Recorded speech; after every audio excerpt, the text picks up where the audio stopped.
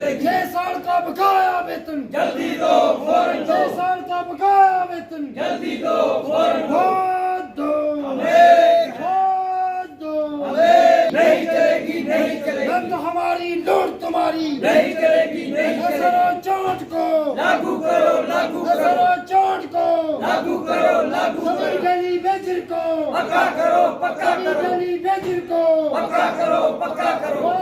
6 साल का बकाया वेतन जल्दी दो, फौरन दो। 6 साल का बकाया वेतन जल्दी दो, फौरन दो।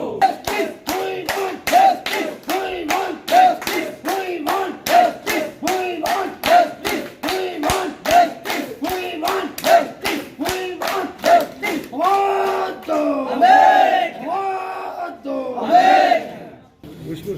जी सर, बताइए आज के धरने के बारे में। कितने दिन हो गए हैं और कब तक ये आपकी स्ट्राइक जो है वो कंटिन्यू रहेगी? सबसे पहले आप मीडिया कर्मियों का बहुत बहुत धन्यवाद, जो आप हमारी आवाज़ को लोगों तक पहुंचाने के लिए हमारे लिए वक्त निकालते हो। अब सबको पता है कि जो हमारा प्रोटेस्ट चल रहा है, इसको अब चले हुए जिसको बोलते हैं शतक हो चुका है, 100 से ऊपर दिन हो चुके हैं। सरकार तक हम लीगल तरीके से हर तरीका अपनाकर ये ट्राई कर चुके हैं कि उनके कानों तक हमारी आवाज़ पहुँचे। जो ये डेली वेजर भूखा मर रहा है, इसके बच्चे स्कूल से बाहर निकाले जा रहे हैं, बीमारी से लड़ने के लिए इनके जेब में पैसा नहीं है, और नंगा नाच किया जा रहा है इस डेमोक्रेसी के अंदर कि जो सैलरी आती है वो भी वर्कर को दी नहीं जाती है। जो प्रोटेस्ट करते हैं उनकी सैलरी रोकी जाती है।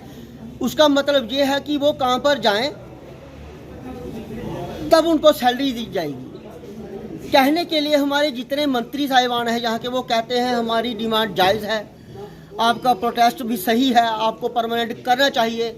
लेकिन यही रवैया जो है हमारा डिपार्टमेंट भी हमारे साथ अपनाता है, बोलता है वर्बली कि नहीं यार आपको परमानेंट होना चाहिए, करना चाहिए, आप लोग भूखे मर रहे हो इतने सालों से, आपको पॉलिसी मिलनी चाहिए। लेकिन जो उनका एजेंडा है दोनों का, वो कुल मिलाकर यही है कि फूट डालो और शासन करो, और जो की तरह खून चूसने पर वो लगे हुए हैं इन गरीब लोगों का। अभी तक सरकार की तरफ से हमें कोई ऐसा आश्वासन नहीं मिला है। जो झूठे आश्वासन दिए जाते हैं बस वही चल रहे हैं। लीगली हमें कोई ऐसी अथेंटिकेशन नहीं मिली है कि हमें कोई पॉलिसी दी जाएगी। कोई रेगुलराइज करने का अभी तक किसी मंत्री ने कोई आह्वान नहीं किया है। हमारे अमित शाह जी आए, जोली फैलाकर सारे डेली वेजर उनका इंतज़ार करते रहे कि इनको कुछ मिलेगा, लेकिन फिर वही खाली हाथ रह गए। तो हम फिर भी ये अपील करते हैं एलजी प्रशासन से, और कड़ी निंदा करते हैं उनके इस रवैये की जो हम देशभक्त लोगों के साथ ये अपनाया जा रहा है। इन्हीं लोगों ने जब सत्ता में बीजेपी आई थी तो पुरजोर से समर्थन करके उनको इस सत्ता में लाया था, और उन्होंने प्रॉमिस किया था कि प्रायोरिटी में हमारे इशू को सॉल्व किया जाएगा और डेली वेजेस को पक्का किया जाएगा। वही बीजेपी के नेता कुछ हमारी जम्मू इकाई के, वो जो बोलते हैं कि ये पाप की घंटी है, इनको पिछली सरकारों ने लगाया है, ये हमारे गले में अटके हुए हैं। हम उनसे पूछना चाहते हैं कि जब 2014 से मोदी सरकार नहीं थी तो ये लोग की पाप की घंटी थे, इनको गली में कोई जानता नहीं था। यही लोग थे जो इतने सालों से इंतजार कर रहे थे कि कब तक हमारे देशभक्त लोगों का राज आए। जब वो आया, इन लोगों ने उन्हें वोटिंग किया और यहाँ तक पहुँचाया।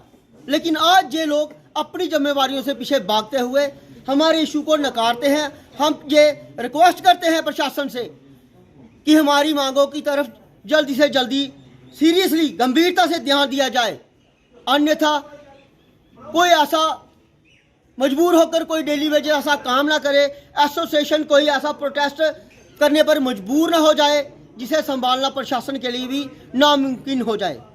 इसी के साथ मैं शक्ति सिंह अपनी बात। मैं पुष्पराज, पीएचयू यूनाइटेड फ्रंट सदस्य। जब 1950 के अंदर संविधान का मसौदा तैयार हुआ था, तब उनकी प्रशंसा के लिए संसद भवन के अंदर तमाम सांसदों ने उस वक्त प्रशंसा के लिए बहुत सारे शब्द कहे थे। लेकिन उन शब्दों के बाद बाबा साहब भीमराव अम्बेडकर खड़े हुए थे। उन्होंने कहा था कि संविधान चाहे कितना भी अच्छा क्यों ना हो, अगर संविधान लोगों तक पहुंचाने वाले अगर लोग करप्ट और बेईमान और भेदभाव करने वाले लोग होंगे तो ये संविधान लोगों तक अच्छा साबित नहीं होगा। संविधान चाहे कितना भी कमजोर क्यों ना हो, अगर लोग ईमानदार अगर अच्छे होंगे तो ये संविधान सही साबित होगा। आज उनकी कही हुई बात बिल्कुल 100% बिल्कुल सच्चा साबित हो रही है। 7 सालों का प्रावधान रखा गया है पीएचई के अंदर डेली वेजर को परमानेंट करने का, लेकिन आज 20 से 25 साल हो गए लोगों को इस डिपार्टमेंट की सेवा करते हुए, लेकिन आज भी लोगों को परमानेंट जो करने का प्रावधान है इन लोगों ने अभी तक वो पूरा नहीं किया है। इससे यही साबित होता है कि जय संविधान की शपथ खाने वाले लोग, संविधान के हाथ रखकर लोगों की सेवा करने वाले, जब बड़े बड़े भाषणों के अंदर जब बात करने वाले ये लोग असल में जो लोग करप्ट है, बेईमान है, भेदभाव करने वाले लोग हैं, गरीबों का खून चूसने वाले लोग हैं। इनकी करनी और कथनी में इतना ज्यादा अंतर आ गया है कि गरीबों को ये 2 वक्त की रोटी भी अगर इन लोगों को देना पड़ी तो उनके पसीने आ जाते हैं। हम लोग भिखारी नहीं है, हम लोग काम करने वाले लोग हैं। 20 से 25 साल हो गए इस डिपार्टमेंट की सेवा करते हुए। हमारा 72 महीनों का जो पेंडिंग सैलरी है वो उन लोगों के पास पड़ा हुआ है। लेकिन बड़े अफसोस की बात है कि पिछले 3 महीनों की पेंडिंग सैलरी इन लोगों के पास पड़ी है। 72 महीनों की हमारी जो पेंडिंग सैलरी है वो तो नहीं दे सके, लेकिन 3 महीनों की जो सैलरी है ये वो उन्होंने बंद करके रख दिया। ये सरासर जो पीएचई अथॉरिटी है जो बेईमान और करप्ट और गुंडागर्दी पर उतराई है। अपने खास चुनिंदा लोगों को उन लोगों ने वो दे दिया सैलरी, लेकिन कुछ लोगों को ये टारगेट कर रहे हैं, पर्सनल इशू बना लिया है, तुम काम पर जाओगे तो हम तुम्हें सैलरी देंगे। ये भेदभाव करने वाली जो नीतियां हैं हम इनका पुरजोर निंदा करते हैं। और एक बात मैं मीडिया के माध्यम से फिर ये कहना चाहता था कि जम्मू के अंदर जब बीजेपी विपक्ष के अंदर थी तो ये बड़े बड़े भाषण देती थी कि जम्मू के वालों को लोगों के साथ भेदभाव होता है। 2011 के अंदर हमारे जो साथी थे कश्मीर के अंदर डेली वेजर परमानेंट हो गए, हमारे जम्मू के अंदर रह गए, लेकिन आज सत्ता जो है वो बीजेपी के पास है।